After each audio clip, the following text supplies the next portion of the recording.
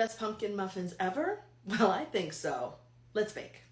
These muffins are so moist and delicious and full of pumpkin. First, I get my dry ingredients together and then my spice mixture. I like using freshly grated nutmeg. It really makes a difference. But there's also cinnamon and ginger and a little bit of clove. Whisk everything together to thoroughly combine. And now to assemble the wet ingredients. I already have my brown sugar in a bowl. Then I measure out my oil and then the molasses. Using the measuring cup for the oil first means the molasses won't stick.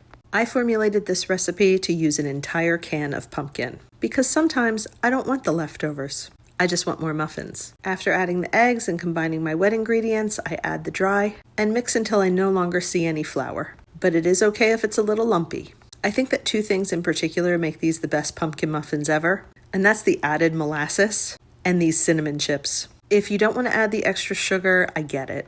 You can leave it out or substitute with some pumpkin seeds or chopped nuts. Make it to your taste. But if you want people to taste these and say, wow, what did you do to these? Then add the cinnamon chips.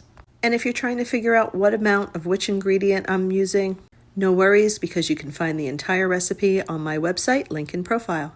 I love to top these with seeds before baking. Usually I'll use pumpkin seeds, but today I have flax seeds.